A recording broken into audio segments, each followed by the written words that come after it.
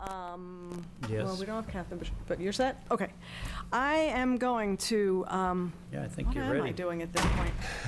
Reopen the Board of Selectmen meeting for Tuesday, January 15th. This is the open session portion of this meeting. We have, in the last 2 hours, gone into executive session appropriately twice and had 2 executive sessions as posted. We are now in open session, and we'll begin our meeting, as we do always, with public input on items that are not on the agenda. Seeing no one rushing to the podium, I will move on to announcements, which John has this week. Oh, shoot. Yeah, you thought. Oh, I'm on already. It's easy. It's been a They're long just night 2, already. And they're written out for you. Just have to read them. Okay. Let's see. Okay, we have 2 announcements. Town Hall extended Friday hours in January. The Town Hall will remain open until 4:30 p.m. on January 18th to help offset hours from the closures on Christmas Eve and New Year's Eve. And health counts. What is health counts? So, This is a punt to Jackie. yeah, this That's is. why it says. Oh! That's why it says Jackie Right, I did see- Bresnahan right okay. after this. And I have our trusty assistant, Jackie, who's going to Is this help me out. this literally the script? Let's welcome from the Board of Health, Jackie Bresnahan. Jackie Bresnahan. Boy, they really think they've got it for us. They don't think we can handle much. We can't. Thank you for coming, Jackie. Very low opinion, Rex, right? After 2 hours with lawyers and others. It's very refreshing for you to be here. So this will be a little bit more fun. So as you know, last year we launched our first health awareness education program from the Board of Health, Health Counts. We're back again in 2019, this year in February instead of March. And it's a program where we have folks, they get to pick an item from each day, a healthy item that they get to do, and make your health count every day. I And remember we have now. suggested activities on our website. We're working on getting our links up so that people who are looking for ideas to complete some of these activities have some options. And it does point folks in direction of healthy activities from some of our other town organizations and groups. For example, attending Time for Teeth at the Hamilton Wenham Library in honor of National Dental Month later in February. Let me put it in my So calendar. We try to really cross-pollinate with events, some events that are already happening, as well as some activities that are really doable for people day to day. And we are going to be really expanding our outreach this year for this program. It'll be in the February COA newsletter, the Wenhamite. It'll also be going out through all of the school nurses because they all do a monthly newsletter to all the students in the district, so it'll be going out through that means.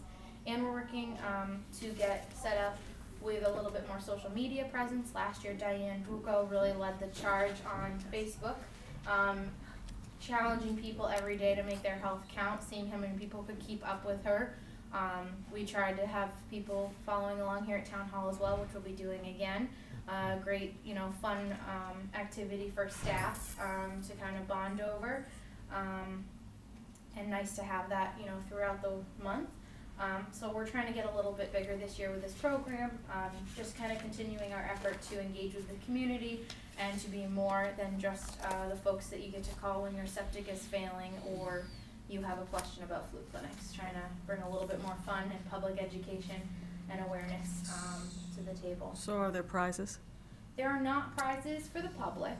We are working our way up to that. We're hoping to get folks to participate slowly but surely, because I think something that's important to note about this is a very holistic, well-rounded approach to wellness. It's not all just push-ups and sit-ups, though they are included. Thank goodness. There's, things focusing There's on chin-ups too. Yeah. no chin-ups, no. Oh, Because that's not bad something for you you. can do without, you need the apparatus, right. for lack of a better word. All right. But it is including things, like cleaning trouble spots and journaling and meal prepping and all those other kinds of things that people might already do on a regular basis. And it's important to recognize that those are healthy choices and they're easy, healthy choices to make. So I'll say that. Here in Town Hall, there are bragging rights. No Town Hall, there are awards, but Bragging bragging rights, rights. yes, which is great. It's always a and contest. And I tend to find that we are a very competitive group You here at think? Town Hall, our staff. You think? Definitely, really low-key folks here. But no, we do get competitive here, so that's always fun to see who's getting the most stars on the board in the break room. And maybe you should put that board in a little bit more public place. It might inspire the public to see that, you know. Or maybe shame some of us who aren't doing maybe. so well in terms of our stars. It's a great program. Well, that's the best part, is it isn't meant to be shaming. It is meant to show you that there are little things that you do every day Right. that And do that's actually contribute to Right. a well-rounded, healthy lifestyle. I think We try that to really make is it- the message. Yeah, so that there's something every day that's super, you know, even if it's just unplugging from technology for an hour, that's something that can really have added benefits, so. Right. Maybe you can bring that board down to put it on the television. Yes, I believe we'll be here for maybe another announcements with Mary Beth Ting, our public health nurse. I know last year Jack was kind enough to do a bit of a Vanna White presentation for us of the board. Oh, So I I know I think remember. people would love to see that again. Oh, we'll be sure. I'm sure Jack. Now that would love since to he's see not us in the here. room, we'll be Yeah. sure to volunteer him for that activity. So, I'm sure she'll be back for another one of these announcements, and we'll be happy to share more with you about what we're planning on doing in terms of outreach to the schools and to our COA community, and through social media, through the clerk's office. And you said this will be on the website. It is Or already is on the already website. on the website. And on the website too, it's a little more interactive, so you can actually click on the day and click on the activity. And like, so you really don't know where to start with healthy meal planning, you can click on the link and it gives you some suggested ideas. We've got some links for some family emergency planning activities as part of this. So really trying to give folks the resources to be able to do all of these things. So my suggestion on that, and you may have already done this, is that sometimes these are hard to find. So if there's a link on the main page, if there's a notice, an announcement on the main page that links to this, which is probably on the Board of Health page a few clicks I think away. that's something we did last year. Yeah, I think That we might be moved it up something useful. A little closer to. I think I'm a little early coming to see you because Yep. we're trying to really gear up with folks this year to participate. But I'm happy to work with Nikki to get it on the main page. Yeah, so just a month. Yeah. it'd be Okay. Great. Great. Thank you all. Thank you so much. Thanks. The next thing on our agenda are reports, and we have a town administrator report, I think. Yep, relatively short tonight. We met last week. We're meeting again next week. There's a lot of other things on the agenda, but just a few updates in terms of personnel. Talked last week about the fact that Jan Dempsey, our library director, had given notice that she's going to be retiring in the next few months. At the request of the Board of Trustees, she actually extended her date out a few more weeks, basically to get through town meeting. So she'll be staying on a little bit longer than she had initially planned. We're happy to have her as long as she's willing to stay. Also, talked about last week, but just kind of closing the loop on it, the Library Board of Trustees met last week, and they did appoint a 9-member screening committee that's meeting for the first time next week. The position's been posted on the State Library Board, Job Board, MMA, some other listservs to try to get the word out best we can. Applications are due February 12th, and then we'll have interviews in a week or two after then, once the committee's had a chance to review all of the applications and you know, select a few, several, hopefully, qualified, good, competent candidates for the position. And then coming out of that, then they'd make a recommendation to the Library Board of Trustees, who will ultimately interview the candidates in open session at the end of the process and select our next library director. So timeline's still on the same course. We're looking to fill it on a permanent basis, late April, late April or early May. Changing gears a bit. Excuse me, do you expect many applicants of this position? So there aren't a lot of other library director positions currently posted, which is, you know, generally a good thing. Andover just posted right about the same time. They're a larger community, you know, more staff, larger budget, and their pay range is a little higher. But you know, I think we're hopeful. We'll see over the next few weeks. It's hard to tell out of the gate right now. Okay, it's a nice building. I'm always impressed with the number of people who actually visit that anytime I go there. Yep. It's more often lately than not. I'm impressed with the staff and et cetera, et cetera. Hopefully we'll get somebody good. I agree. And the one other quick update is just to let the board know, residents know, that project we talked about a fair amount before the holidays, just circling back to it now. Bayside Engineering is under contract to start their initial survey design engineering work on the Main Street traffic project. And I have seen surveyors on the road today. they are out today. Okay. On site, they started today. I didn't hit them. That's good. That's good. They Appreciate were that. traversing the road. Yep. That'll keep the Freely. project moving along. Yep, so the project's moving along as we talked about, and there's, we can expect, this phase of the project to take about 6 months, plus or minus. We've got a fair amount of time, and we're continuing to put our feelers out with MassDOT and various state officials about other potential funding sources for the next phase, not just of construction, but engineering. Representative Hill's been very helpful in trying to facilitate that. So we'll see how that all goes, but we're certainly still trying to identify other funding sources besides Chapter 90 funding. Good. And I will remind us, I think, of the fact that we have committed to having some public input sessions by specific stakeholders. I don't know when the timing of that is, but it sounded like it was 4 different groups, and something 4-ish different groups. Yeah, So I think it's actually more like maybe 7 or 8. Could be 7 or 8, but if I remember it what that doesn't- list was, but yes. I feel but- like it's probably not too soon to start thinking about those. Yeah, Right? Yes. the challenge there is timing of,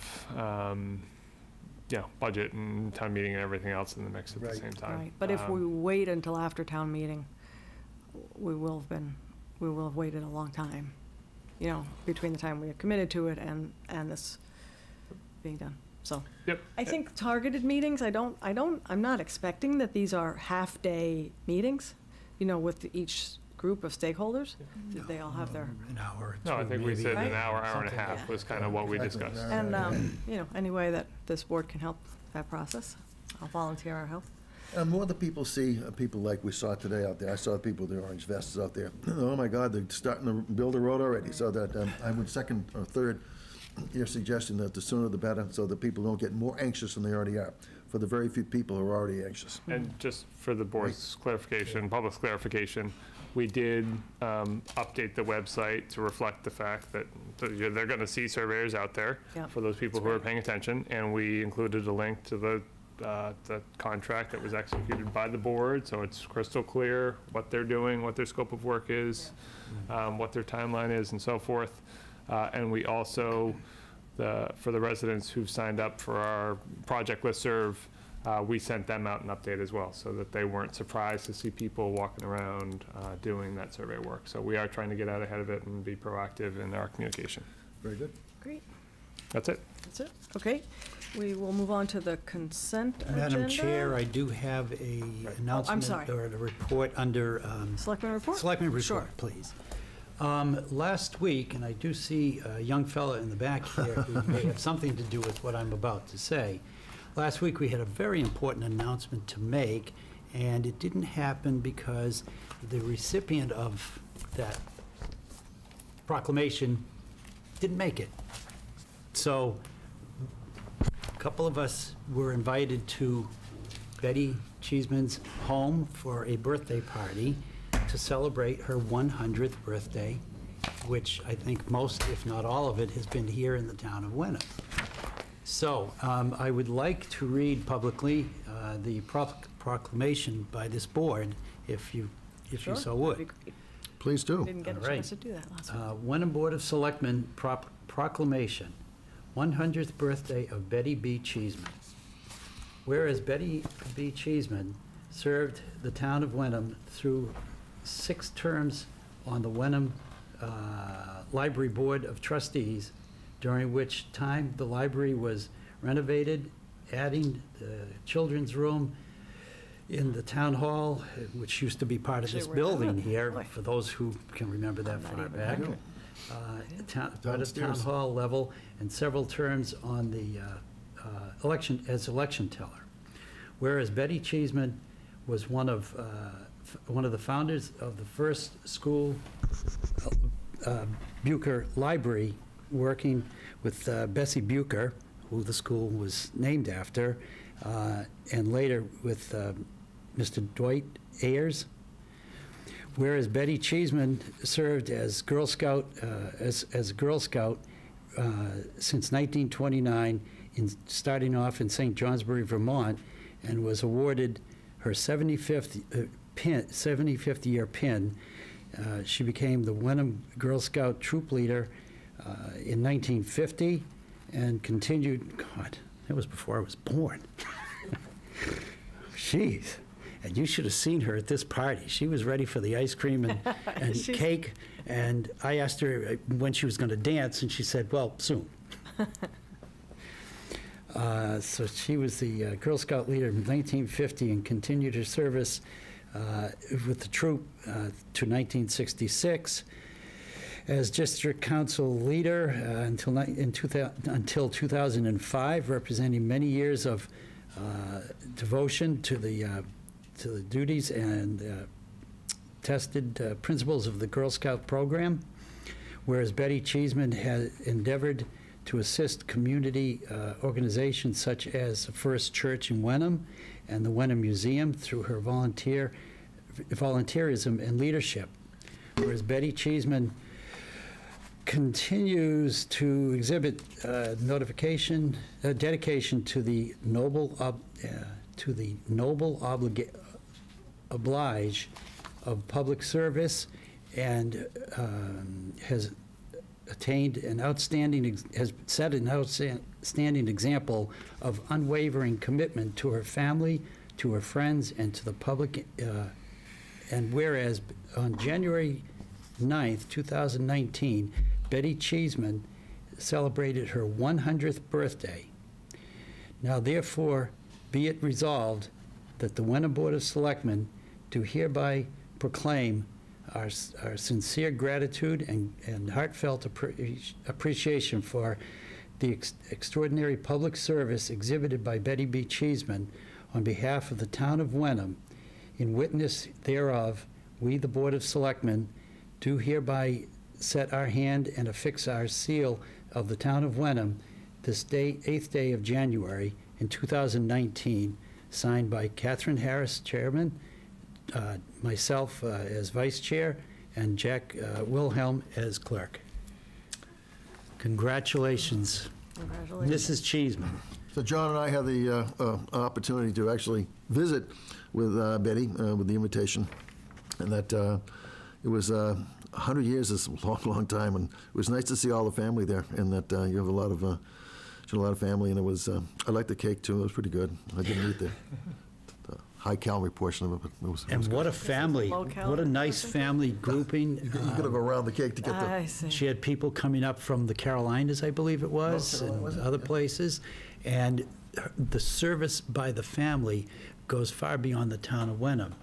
Truly. The service to the country. Absolutely true. Because there are so many folks in the family who have served through the Air Force. A couple of pilots there. That's right. And are still And serving.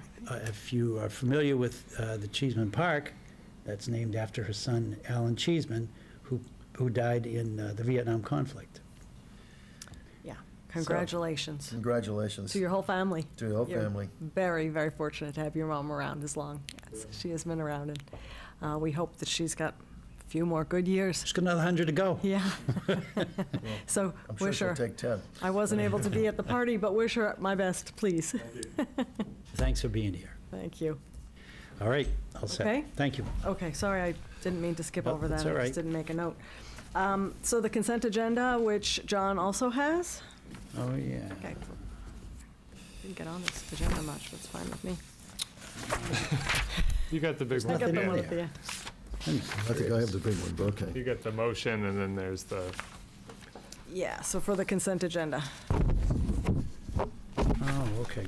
All right. I move to approve all the items on the consent agenda as presented. And These were the two items that the fire company presented at the start of last Okay. week's meeting. It's a donation on behalf of the Yeah, fire. for those who were with us at our last meeting, the fire company came here with some brand-new equipment to help them resolve chimney fires and so forth, safety issues. So So we have a motion. Second? we have the motion And it's second. seconded. Is there any further discussion? No, not by me. Thank you, Wenham Fire Department, one Yes. more time. I have a related question to that, though. So I was recently informed by the chairman of the Veterans Committee that we received a $1,000 donation for Wreaths Across America, which for next year. It was from and that, so I met with the town accountant, Chris, and we've set up a special revenue account for that, so we can deposit the money in there instead of the kind of a haphazard way that we're doing it right now. And so that's going to go a long way to funding the Wreaths next year. Wow, I'll And say. that was very good. And Mike Therian deserves credit for that. He's apparently the treasurer of a group of Air Force veterans and he managed to get them to agree to give us $1,000. Very good, Mike. That's excellent. And that, so the Veterans Committee is looking for a way to come up with a more formal way of collecting money and depositing it, and so that I would presume that that needs to come before this committee as to formally accept that, since. Yeah, I believe it's anything over $500 according to the current policy. So In that terms should of be in the donations. agenda coming up soon. Okay. Yep. Yeah, it was very nice, and it was quite a surprise, and we're very, very grateful. Yeah, that's great. Oh, great, Jack, thank you. I mean, great. Well, I'm glad you have announced that as well, because it becomes infectious when people start to give, others want to do the same thing. And on that same vein, from the plug of the Veterans, I met with Win Dodge last Friday, and that he's volunteered and to basically oversee the finances of the Veterans Committee as we get more money and fundraising, and that that's been accepted by Dean, and I presume that'll be formally approved by the Veterans Committee next time we meet. So thank you, Win, for volunteering for that. Good thing for a retired accountant. Yeah. Yeah, that's right, and that I told him I'd work on that special revenue account for him, and I did. All right, and then back to the motion. It's been made and We have seconded. seconded. Do we have a That's all right. vote? All in favor? Aye. I thought we had taken the vote, sorry, I would have No waited. problem. All right, So consent agenda approved. thank you, yes. We will move on to new business. The first item on new business is Jack's, and it is a one-day liquor license request. Okay, shall I read the motion? How do you want, can we proceed on this? Sure, read the motion, and, or we can, you want to discuss it? Personally, sometimes I like to have a little bit of a discussion around the issue and understand what the issue is, so, because that might affect how the motion should be framed at the end. So, but you can also start by reading the motion, and if there's a second, then we'll go on to discussion and discuss it then. I think we should read the motion anyway. I move the Board of Selectmen approve a one-day all alcoholic beverages liquor license for Molly Martins for the Essex County Community Foundation's Membership Council meeting to be held at the Academy of Penguin Hall, 36 Essex Street, Monday, January 28th, 2019, from 4 to 8:30 p.m. So we need a second on that motion. Is there a second?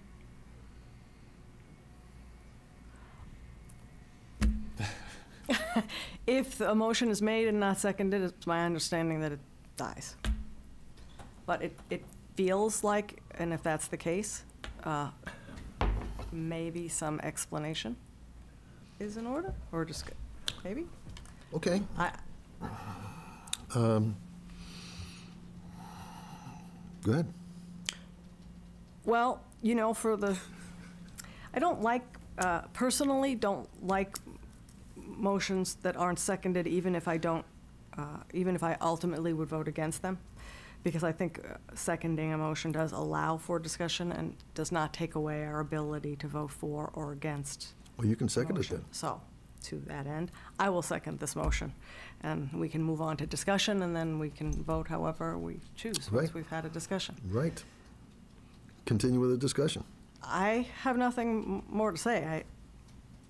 From what I understand, this is a liquor license that has been requested for someone else, the Essex County Communities Foundation's Membership Council meeting at the Academy of Penguin Hall. So it's Molly Martins who's asking for the liquor license, and but I have Well, just, that I understand from Peter, as he's reported to us, that there's been some issues with Molly in Penguin Hall, that Peter's reached out repeatedly over the last 2.5, 3 months, and has had no responses to various phone calls and emails, and I think that that does not bespeak well, and that because we're being ignored on an issue that we believe that she should be talking to Peter and resolving, but stonewalling us for the last 2.5, 3 months does not sit well with me. So I will not be voting in the affirmative for this motion. Okay, John? I'm going to be silent on this one. But you'll vote at the time. Hmm? When we get to a vote, you'll vote? No. Okay, so let me just throw something out.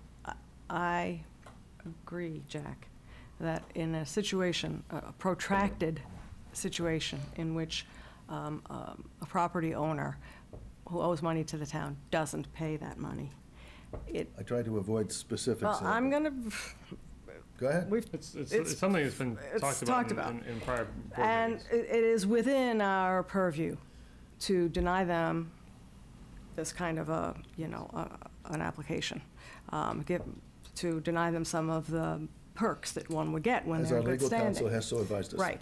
So, but I'm wondering, so I have just one little twinge, and that is the fact that this liquor license will not in any way benefit the property owner. It's in benefit for a fundraising or a nonprofit. I'm wondering. I disagree with that. It's being held at the place he owns. Okay, it's fine. But what I'm wondering is if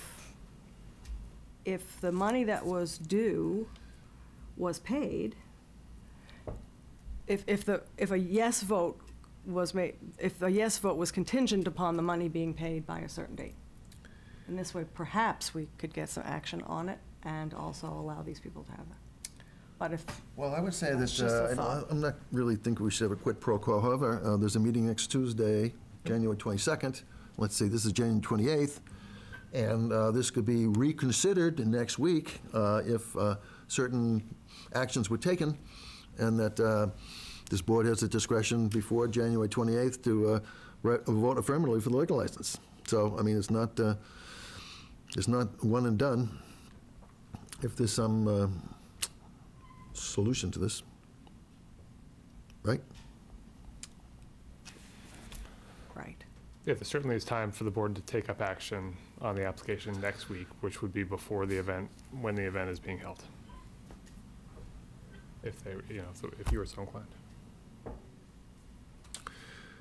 So, John decided not to vote on this. I'm not gonna vote in the affirmative, and that so there's 2. Well, so we have one abstention, 1 no. I'm less, I'm somewhere in between abstaining and saying no. A half no and a half abstention, huh? But I don't think that's in the Robert Rules of well, Order, but I think, anyway. no, I know, and that's why I do have to think about this a little bit. I think that in order to move this forward as cleanly as possible and perhaps encourage some action, I will vote no as well. There you go. Good luck. Let's see, I have another one in here, I think. But if. By the way, regrettably, no, too. And that, Regrettably. so let's see, I have, Oh, just one more thing though on that. So, under the normal course of action, circumstances, if a liquor license is requested and approved or not approved, I presume there's some kind of a mechanism to let the person, the applicant know. Yep. So that this applicant will know that the result of our vote. Yeah, I think given the circumstances, I'll make sure to reach out directly, just to relay. Just to be fair, I just, what the right. conversation was. And since this is on TV, she might already know. Oh, she Anyway. might. Okay. Okay. So you do have the next item, which is a Side letter of agreement for AFSCME, I'll give it to Peter. Ask me. I know what it is, I just started. You want to make a motion? And then we- Yeah, I'll make the motion. Yeah, that's, one of my- Second. I vote the Board of Selectmen approve the proposed side letter of agreement with ASME, council located Local 2905, regarding the increase in the minimum BLS transport compensation, which you described at a previous meeting. I will second your motion. Thank you, John. Peter? So just the background on this, the board, a few months ago now, as a result of a series of bargaining sessions with the Fall Firefighters Association, agreed to a side letter of agreement that increased minimum hours of compensation for those call firefighters who were specifically completing the ambulance transport during the course of our fire-based EMS pilot program, so through March, and 3 members of the ASME union, which essentially DPW employees and a few other positions in town hall. 3 of those members are in that ASME union, not in the call firefighter union, so this is a clarification that the same agreement that applies to the call firefighter union applies to those individuals. And again, this is a relatively short-term fix. We anticipate having a discussion probably in February, sooner rather than later, about whether we are going to continue and kind of terminate the pilot part of the program and make it part of our services going forward. And when and if that's the case, then part of this agreement stipulates that we'll sit back down with the union and come to a final agreement on what the change in working conditions is going to mean in terms of what's included in the contract for compensation and any other considerations. That's it. So this is basically extending to people who are not in the one of the firefighters or in the firefighters union, the same benefit for the same work. Yeah, they are called firefighters, but they they're can't be not in in 2 unions. Right, so they're just they're in a the different ASME union. Okay, Correct. I understand. Anything else? You ready to call for a vote on this? Yeah, Okay. call for a vote. Yeah, all in favor? Aye. Unanimous. All right. Moving right along, Jack. Done. Oh, I think you have another one. Next one's John. Oh, John, the C, the Oh. W, they look alike after a certain time.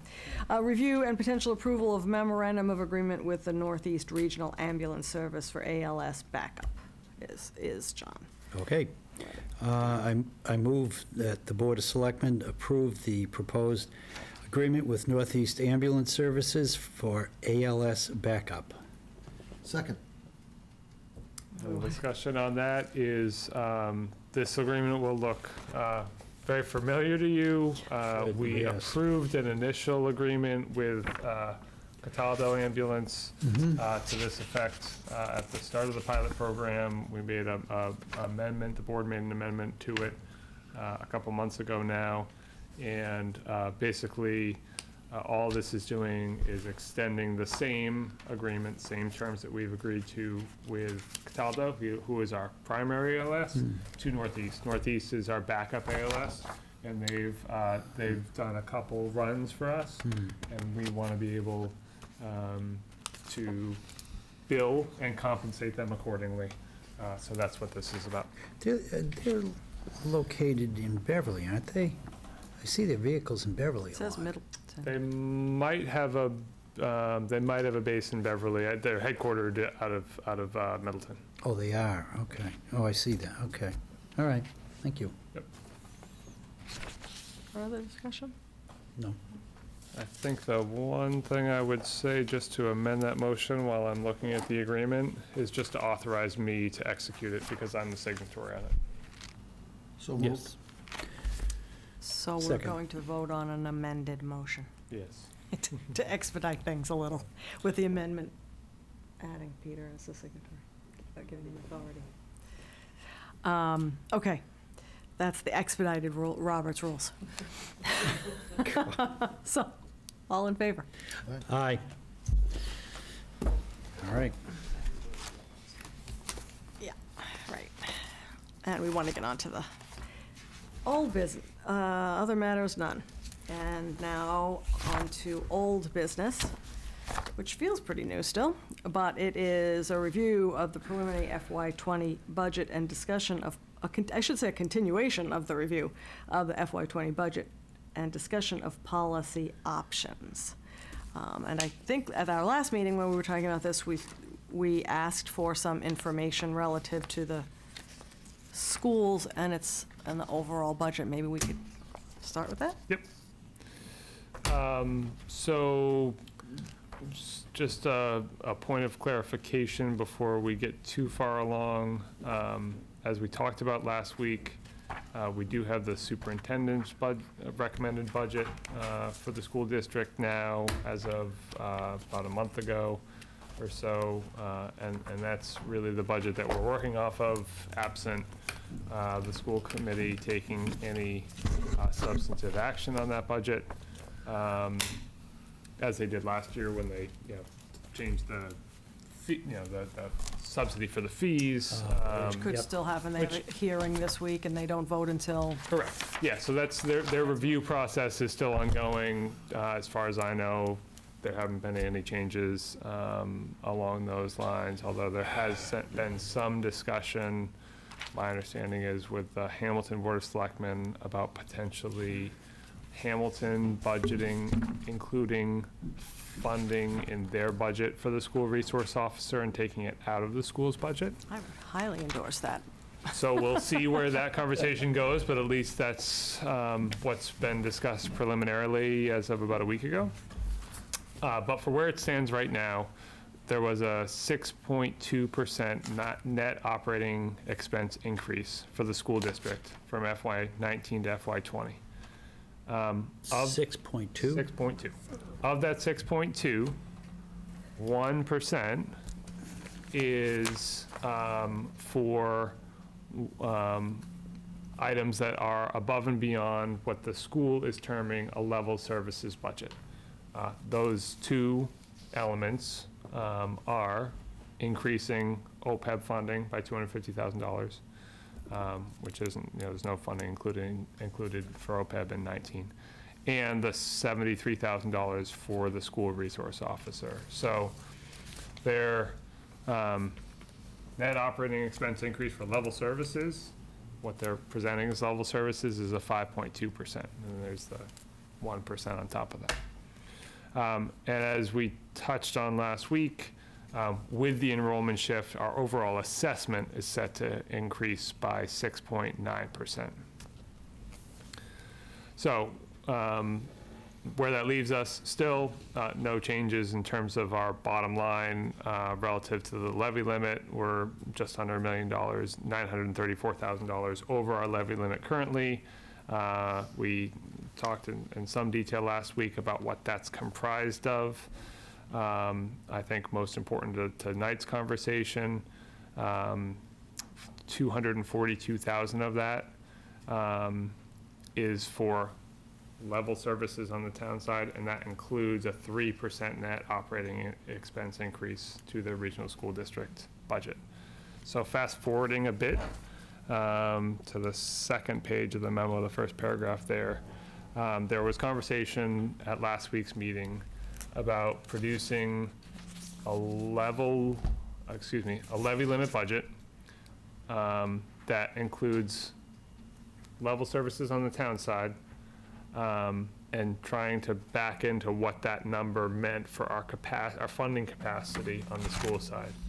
And what that would translate to is we'd have the ability to fund 1.4%, a 1.4% net operating expense increase for the school district, which is about $160,000. And separately, because we've been kind of keeping the enrollment shift separate for the past several fiscal years, we've been calling it out separately, because that's not something that the school has control over. The town, it's its own separate cost. $177,000 to offset the cost of the enrollment shift. So our total funding for the school district budget, the increase would be $336,000 from what we funded in 19 to what we could fund within this levy limit budget, level services on the town side for FY20. And that's about in the prediction that you've had for the last few years for what our contribution is going to be. There was a gross amount of about $1 million and around $300,000 a year. Is that a fair statement? It's varied year to year. Yeah, it does, yeah. Yep. But, you know, I don't think that we, you know, when we started off our FY20 budget process, we were assuming, we just did the placeholder 3% net operating expense increase on the school side. Mhm. And we were certainly in a better position than we were starting FY19, but we were still well over our levy limit at that 3%. So the fact that we can only accommodate 1.4% and provide I level get you. services on the Okay. town side is not a surprise, to your Yep. point. Just to interrupt you for a second, can Yep. you tell us what the 3% assumption number is? 'Cause for just the net operating? So if we, Not off the top of my Okay. head. it's probably twice as much. Yeah. This is 1.5, Yeah, I guess. $325,000 plus Yeah, or minus. okay, but Yeah, that's thereabouts. net Shouldn't laugh, but it's operating, probably not real. including enrollment shift and not including debt. Correct. Okay, okay, I just want to understand what that number was. So the operating override for the school district, if we took this approach, would be $559,000. Hmm. And so, I think it's important to call out, because it's not readily apparent when you necessarily take a first glance at the school district's budget and the changes from year to year, from 19 to 20. But our total assessment set to increase by just under $700,000. But that's due to the fact that over $200,000 in excluded debt is dropping off.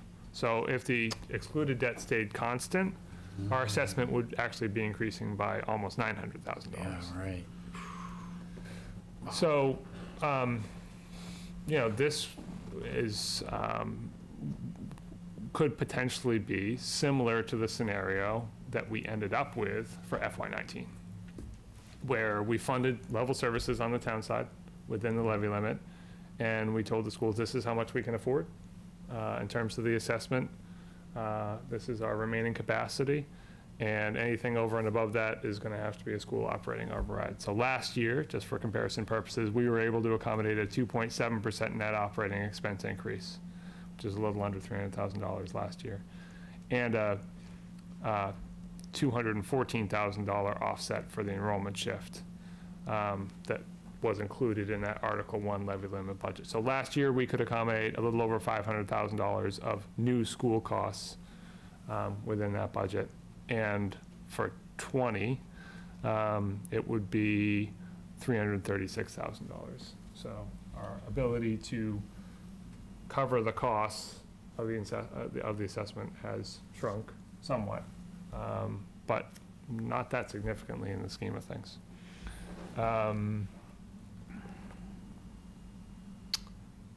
I think that's probably a good place to start, or to stop for I was now. going to say stop. Not start. Jack, John, what do you think? You think this is an approach that we should ask our FinComs to Absolutely. move forward with? I do. I agree. So if that's the case, I can't not say this. No, and it because doesn't preclude, I think, because I've read your memo, what you're about to say, but yeah, so if that's the approach that we take, it means, I think, 3 key things. One, we still have the structural deficit. We're still relying on one-time funds, free cash. That's not sustainable. And doing so means that we will most likely not only have a school operating override next year, but a town operating override, because you see, we have less ability to fund our school assessment year over year. It's totally separate from the enrollment shift. That's just how much we can fund is shrinking. And our free cash balances, as we've talked about, will likely continue to, they're certainly not going up. So they will either stabilize or decline. Yeah. And again, where we were using those funds at one point to keep the tax rate down, now they are plugged in on the revenue side. And that's something that we are going to have to address at some point. The other piece is that it means that we aren't funding any new capital needs in FY20. So we've got about $50,000 in prior year capital commitments that we use one-time funds to make payments on. But there's about $188,000 of new capital needs that have been requested, that have been vetted, that have been presented to the board, talked about by the department heads as being important. And if we don't fund any of them, then they're still going to be there next year. And we're still not going to have free cash to fund them. And I'd say a good portion of them are not substantial enough that they would merit a debt exclusion. So there's maybe one or two that would rise to that level, but otherwise we're talking about relatively small, low dollar, $10,000, $20,000, $30,000 capital purchases. So, you know, year to year, over the past several years, our new capital needs have been on the order of $200,000. So if we don't take any action, we don't provide any funding for them this year, that then next year we can anticipate that our new capital needs are going to total around $400,000. Now, for example, on the capital, the roof replacement. Yep. What is driving that? The roof is toast. Is there leakage? No, there's not to my knowledge. There haven't been leaks as far as I know. I can certainly circle back with the facilities manager, but I would like yes. that. Okay. I do understand roofing it's fundamental. Yep. In order to preserve building structures, you have to do that. And roofing is not inexpensive anymore. So that just kind of caught my attention. Yep, all fair questions. I have one. I thought you had two though, John. No, for the moment, I think that's Well, about it. anyway. Yeah. So I have one. That, how much is in our stabilization fund? 540? Yeah, just over $500,000. I think we should consider using some of that money for this year. I think the issue there is, We have a structure, I don't disagree with anything you said, Yep. okay? But, you know, this is some way to afford some of the capital, which we can't do a debt exclusion on. And that is not, I think the purpose of the stabilization fund was to fund something extraordinary. This is not extraordinary. Nevertheless, there's money sitting there, and that I don't want to personally be at a town meeting and ask, have somebody get up and ask the selectmen, well, why didn't you use any of the stabilization fund instead of putting all of this on the tax rate or not funding some of the, I don't know about the roof business, but some of the other modest capital. We don't have to use it all, but, you know, if you used $100,000 to $150,000 with that, even though it requires a 2/3 vote in town meeting, I think it's something we should consider. I think, yeah, I just, Worthy consideration, yeah. Does it affect our bonding? certainly could affect our bond rating. I think that's one of the key things that they're going to look at. Sure, we're rated higher than the US government right now, huh? Triple A? We are. The government's double A plus. We are last right time. now, mainly, honestly, because we So- haven't issued debt in a while. I think the next time we go out to issue debt, regardless of whether we use the reserve fund for any purpose this year or not, I would not expect to maintain our AAA bond rating based on our current financial position. So, You know, I think the one counter, I would say, to using stabilization funds in this instance is because we would know going into it that we are going to be in the exact same position next year. I got it. And that, you already said this is a continuing problem.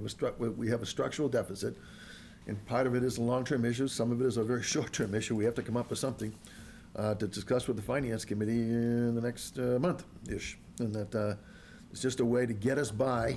I'm not suggesting it's some wonderful idea, but it's an idea to use some money that's there that won't affect the tax rate and won't put us in a deeper hole, and we just use some money that we can't use for something else down the road. And we haven't used this money in a long, long time. I would want to go back because it's not top of mind, but I'd want to go back and take a look at the town's financial policies that we adopted to see under what circumstances we saw fit then, before we were in this current situation, to use the stabilization fund. Yeah, but we can change the financial policies by a majority of vote of this board anytime we want to. Not disagreeing, just saying that those were the policies that we adopted. And I got it. And I'm just suggesting for consideration, and that, what do you think, Catherine? Well, I don't know how, I will think about that. I think it's worth considering, but another thought comes to mind. I think remember hearing in the past that in order to reasonably issue debt, we would need to have a bond of around $1 million. And I know that our CIP, which goes out some number of years, was specifically designed not necessarily because that's exactly when things were needed, although that's a consideration, but also to spread out some of the cost. So I wonder if we couldn't take another look at our CPC, look at our capital needs now, and look at our future capital needs that could possibly be timely, and come up with a list of $1 million worth of capital that we know that we need or will need within the next year or two, and put out a debt exclusion override. But that would match. Approach. I mean, we need it, and it's a way to increase our levy. It does increase tax rate, but it's a debt exclusion. right, so it does would not drop really- off once it's not a Right, permanent not a increase to the permanent, no. levy But it would limit. allow us to fund some capital, and I don't know if there's anything that's even appropriate. I'm just suggesting Yeah. it's an idea to look And at. that's something I think Patty and I Time-wise. would have to look at out over the next 5 years, talk to the department heads. Also would have to check with both our financial advisors and First Southwest and Bond Council to see what of those capital items would be eligible Right. to issue debt on. So those are all things we could certainly look at. It's, And we have to look at the restrictions on how quickly you have to spend the money. Right. So right. sometimes I think it's like a Yep. 3-year, depending on Right. the size of the level. I feel like we could spend the money if there were projects that needed to be done over some. I guess, What I would say is, as I suggested on that roof, look at all of these capital issues a little more carefully, maybe they. thoroughly, right. and see what does come under the heading of, it makes good business sense to do it now versus can it put off a little bit further? Well- Or is it better to spread, as you're suggesting, I think, spread it out over a longer period of time? Now, the flip side of that is maybe 3 years from now, maybe the projects that we're thinking that we need now can wait a couple of years, and in 3 years, we would have enough that would be eligible for a debt exclusion. That's the flip side of it. Yep. Pull things forward or push things back. I think a debt exclusion override is a little easier to pass in town Yep. than an operating override, which of course would be permanent. And they are things that Need? there are things that we need. So that's just another, I think, another thing to explore. I have one more, and that, Because we don't think you guys are busy enough, so we want to just give you. this won't cause her any problems at all. It would have caused the group in front of us a problem, but this is CPC. And since they're being pretty flexible about, apparently, about sending applications in for money, why don't we send an application in for some money from the CPC? You mentioned the roof, that, or other things like that. Let's come up with a few bucks that we want. Why not? And that So maybe it doesn't pass. It's not a private nonprofit, as we heard. It is municipal, as It's a was municipal. suggested We haven't by one- asked for money for quite a while. One party, yeah. And that, because of the building here. And so that, I can't believe that if the CPC approved it, it wouldn't get unanimously approved or near unanimously approved at town meeting. And here's some money that we've already taxed the people, we put it away. We can now draw down on some of this money to pay for certainly the capital items that we're talking about. I don't know about the roof this year, but certainly, half a dozen different things that adds up to $150,000. Yeah, so there are obviously pretty strict guidelines, eligibility standards for Right. what CPC funds can be used for, Right. community housing, historic preservation, open space, and so forth. I'll certainly go back through the list of capital items for this year and out on the horizon. I don't know that any of them would meet those eligibility standards, but we'll certainly take one. It's a stretch, but, we're into stretch periods here. And that, if there's something in there that we could use it for, I think we have to get an application pretty quickly and Yeah. ask the forbearance of the committee. But we heard tonight that their guidelines about their deadlines are very flexible, and it's up to the committee to decide if they, which we heard tonight, that they could accept late applications by the majority vote of the committee. So we'd have to come up with something that we all think is reasonable, and after your review, to see what we have. But at least go through to the The analysis. exercise of it, yeah. Yeah, Yep. so that if there's something Worthy in there, one. yeah. It's something that wouldn't affect the tax rate and it'll allow us to go over the levy limit without looking for override. There is a third bullet to your, Yeah, there is a third bullet. which we So- should at least put on the table now, I Yeah, guess. which I think is an important one. So there, as you all know, I circulated a list back when we discussed this issue in December of a series of new staffing requests, compensation adjustments, expense increases that are over and above a level service budget. And those total just under $200,000, separate from the capital. Yeah.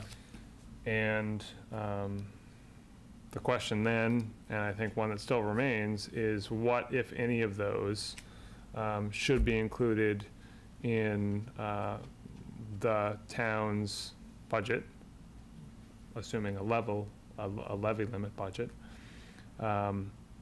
knowing that whatever gets added on the town side would have to get backed out on the school side for what we could allocate within our levy limit budget. So it would increase the school's operating override net effect.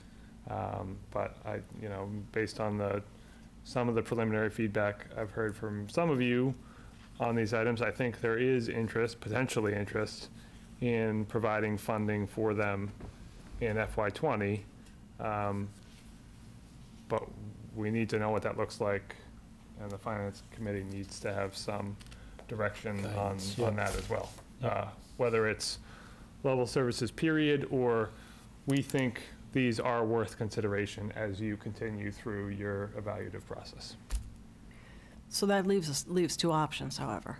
That leaves, this board thinks, I'm going to make up a number, there's $200,000, $300,000 worth of items, both capital and expenses and personnel, that are high priority. So it either means take $300,000 away from the school, out of the school bucket, or reduce the rest of the town budget by $300,000, right? Yep. Of level services, so now we'd be into below, well, sort of a different level services, or an operating override for the town. Or something in between the 0 and the 300,000. Yeah, I mean, I don't know what the number could be. It could be 50,000. I'm just saying something. Yeah, I mean, there Not might all be of that. some subset of that, what adds up to about $400,000 that this board and the Finance Committee thinks is worth fighting for. And we have a levy budget, as you just outlined with what you outlined for the schools, and the schools will have an operating override, and we may as well. And my suggestion would be perhaps to let the finance committee go through their process, meeting with the department heads, get feedback on, we've called them out. It's very clear what's new and different, what would be new and different, and see where they end up relative to what the number is. Well, Is it before $0? we- Is it $300,000? And then, once they've gone through that process, come back, have another joint meeting with the selectmen and the finance committee, get their feedback, and understand then where that puts us relative to either doing any one of those three things. Either, offsetting it with some, expense reductions somewhere else in the budget, subtracting it out of what we can accommodate in terms of the school's assessment, or moving forward with a above-level services town operating override. So in other words, let the finance committee come up to speed to about where we are at this point. Just specifically on But these. not throw our recommendations out there yet, or our strong, Unless our the- opinions. And the board's inclined to say, we think these three things are really worth, our top priorities. I don't know if you're able to have that conversation at this point. Well, we're on TV. I mean, the FinCom, presumably, all the members are either watching it tonight or watch it on tape on HWCAM, and hopefully meet in the next 10 days and listen to what some of our suggestions are and see how many of these resonate with them. Well, we haven't really discussed, and maybe we're not going to discuss, on the specific list of items that make up the almost 400,000, what would be our priorities? Which personnel do we think, if we could only, what are our top so. But we need gobs of money, and so they have to be on our page if we want to have a gobs of money for certain priorities. If they say, if the majority of the committee, or all of them say, no way, Jose, then, prioritizing this is a waste of time. Well, I agree, and I agree with what Peter's saying. I think, though, that we at least need to give the Finance Committee some sense of, before they embark on this endeavor, some sense of whether an operating override is really anything that we would ever support. Because otherwise, they need to make decisions knowing That's that exactly they have what to be cutting, or they. That's what I meant a minute ago. Yeah. So, they're listening, and so they should meet and say, yeah, we could, let's talk about more, or, some of this, or all of it, or whatever, and that, or they could take a different position, and that, we're not about to, is it 5 members now? Yeah, 5 members, Right. instead of 6. All 5 members say, no way, for a town operating override, what do we, But what if they say, we've got about $300,000 of things that we would say are high priority above our levy limit That's why we need budget. some feedback from them. And the only way, and we're recommending that this be an operating override. Yeah, Are well- we willing to hear that and have that discussion, or have we already decided that's not gonna happen? No, We're- Well, we just, I didn't hear anybody disagree with anything tonight. Well, I didn't hear anybody agree with anything either. I mean, I'll go on record as saying I'm willing to have the discussion about an operating override if the FinCon comes back with some, compelling information. I'd like to have a discussion about the several ideas I can. And those as well. No, it's not Yeah, all of them. precluding those. Okay, yes. But I guess I just don't want them to go through an exercise thinking that one of the options is an override, only to find out that the selectmen are really not going to Well, we need to ask endorse Peter that. to come up with, and we need to endorse, priority A, B, C, D, whatever. I think we've already, have you passed out the result of that grid? I've gotten individual feedback from a couple of you. And I think, Patty and I'll have to strategize a little bit as we work through the process with FinCom, but they're going to get the same list. I'm not sure what their feedback is going to look like as we work our way through the budget process, but. But I think we need to show, Well, tell yeah. them that the Board of Selectmen thinks of all of the additional expenditures, we think the number one priority, which is why we did this exercise, I thought, was this, and then, Well, you have those results from the majority of the board. Yep. I think it's reasonable to aggregate at least what you have, Okay. and in a general way, share that with the finance committee. Okay, I'll if do they that. have some sense. Yep. share it back with us. Oh, well, Yeah, of course. I don't know what you put down, so, And I don't, because, open meeting law. Yeah, so I'll aggregate those and I'll I think send them out. you could have emailed me that. Yeah, but I didn't, as you know. I know, now I'm asking for it. I'm asking Peter Actually, that. I gave it to Peter. I'm not so sure I I gave even mine to Peter, I too. have it anymore. I don't have So, mine either. So let's but, you just- know, if the majority of the board has put together a list, Peter should aggregate it, give it to us, and give it to the FinComs. And then they'll have at least some sense of what the board's priorities are, and I think it's fair to say that if they come back, all options are open. If you haven't got enough from me yet, I'd be glad to relook at that. Okay. I know I've talked to you quite a Yep. bit about it, but, Yep. and I've done a lot of homework since as well. Okay. Okay. Great, thanks. I think we should get from the facilities man the secret sauce to how we can increase the heat, because the last time he was here, he said, you're wasting your time going up and doing that, and he went around the corner and did something, and the heat came on. It did, It kicked on when I it turned did it get up. warmer, We can do it, we can do but it. now it's cold again. Just gotta go up a half a degree. But I think it's, No, it's more than- I'm but gonna he bring a did little say that thermometer there's in. something that He is went around the controlled corner and outside s- of this room. Yeah, yeah. Pardon me? Text him, come over and increase the, or maybe you It's could gotta get be- the secret code. Yeah, we're just trying to move the meeting along. Yeah, right, if we're right. freezing, we'll finish sooner. That's right. I don't know, I get emotional when I get freezing, it warms me up. So we, Get emotional? so, well, you know what I mean, I get agitated. More emotional. Maybe. I Well, call you it, opened it up, call it Kathy. You opened that passionate. up. I call Oh, it that was good. passionate. So we've accomplished a couple of things, I think. Yep. We will have some priorities. We seem pretty open to having a levy limit budget for the town, which includes something for the schools, but not their complete ask, nor the 3% that we originally Oh. plugged in. And their override will depend on what they pass for a budget, ultimately. Pretty sound, at one point it sounded like they would also have a debt exclusion override, but I does not don't sound know like- where that is. They Mm. talked about it at one meeting. Yeah, We'll wait. my understanding is that it is unlikely that we will see a debt exclusion for the schools this year, but we'll see. When are they scheduled to vote on their budget? February 13th? That's a Wednesday night? I think it's February 13th. Yeah, yeah. We're scheduled to have a joint meeting with Hamilton and the schools on February 5th to circle back on the budget, so it's coming up relatively. So quickly. February 3rd, yeah, that's the week after we meet. But We meet with them on the We won't know what 6th. they're gonna vote, so that, What's that? Do we meet with them on a Wednesday or Tuesday? I believe, We meet with them on, oh, it's a Tuesday, because then the joint Hamilton, Wenham FinComs about joint services is we on do that have Wednesday. that list. Okay.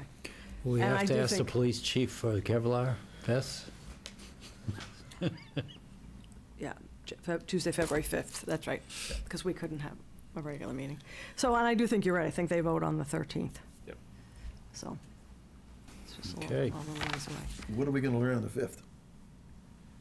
What's the point of the 5th? If anything's new and different on the school budget, last year, they changed the athletic fees at that stage in the process, and so that was something that was different from the superintendent's budget recommendation. They have their budget hearing this week, tomorrow, right? Yeah. And then, so something could change as a result of, which is, I think, what happened last year, changed as a result of public pressure. The fees? The athletic? fees. And do they meet one more time I believe so. before the 6th? Okay. So there could be nothing, or there could be a lot, or we won't know until they actually vote. At that point, we'll be further along in our budget process, and we'll be able to give them some indication of, certainly, that we'll be able to accommodate a lesser number, and we might not have an exact number, but at least a range, and give them a sense of, in order to fund your FY20 budget and, have sufficient funding for Wenham's assessment, the operating override's going to look like this, order of magnitude at least, if not an exact number. And I would think the school committee would want to know that before they vote their budget, because it might influence them. The eternal I said optimist. might. You heard the might, right? But again, and we had this conversation last year, so the operating override, let's say it stays at the exact same number, $559,000 for next year. That's at 36% of the budget is, our Right. share of the assessment.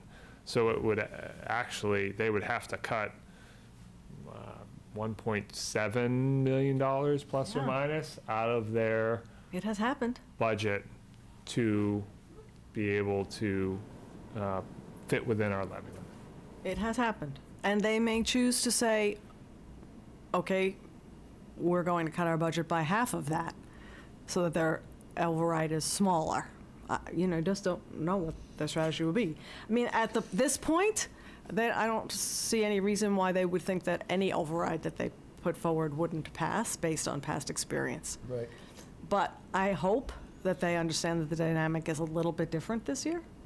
And I would certainly think if we're having a conversation around potentially using the stabilization fund for any purpose, that they're also talking about using their available E&Ds. So they have returned back anything over and above 3%, but they still have excess and deficiency available. Yeah, about 3% or so. And we, in the past, one of the uses for the retained, I'll call it E&D, was unforeseen special education costs, which certainly happen.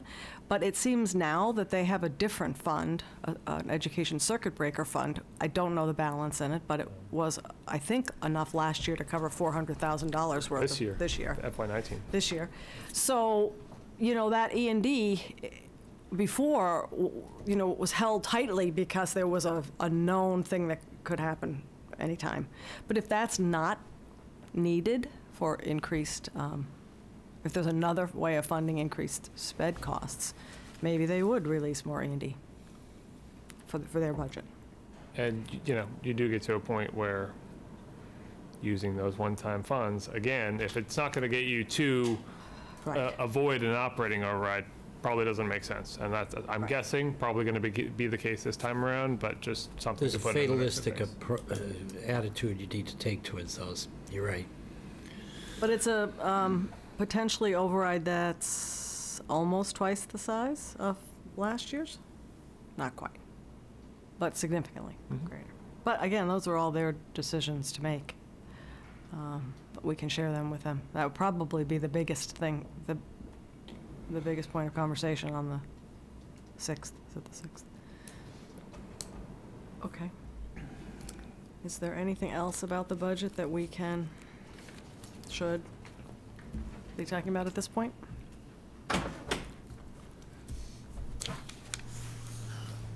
You'll get back to us, I presume, at one of our next couple of meetings with some feedback on some of the ideas that were kicked around. Well, Finance Committee will start their meetings next week. They're meeting Wednesday, Thursday, I think, tentatively. No, they're meeting Wednesday next week and then Tuesday, Wednesday. The following week. Wednesday. They meet twice the following week. Gotcha. Okay. Are there meetings on HW, if this meeting is here, is it on HW Cam? It is. Yeah, they're all, Is it live or do they just take? Yeah. it is- well, unless there's a conflict, but generally, yes. They, When is the meeting again? Please tell me. What was that again? There's one next Wednesday, Yeah, that's the first one. yeah. And then there's, I Excuse think, me. 30th and 31st, which is twice the following. Next Wednesday, okay, thank you. That is Wednesday, then the last one is the joint finance committee meetings where the joint departments. yeah, for library and recreation, Right. Pleasant Pond. all If you could that. send an email to me, or maybe the whole board, I'd like to have that. Yeah, I'm finalizing the schedule now, I'm just waiting to get back from all the Okay, finance. because I want Good, to yeah. listen to those, I want to listen to the deliberations, Sure. Okay. which I'm sure they're listening to our deliberations. Maybe not. Deliberations. Anything else? Peter, do you need anything else? Nope. Not, I will take a motion to adjourn. So moved? Second? All in favor? Aye. Hi. Have a good evening. Okay, thank you, everyone.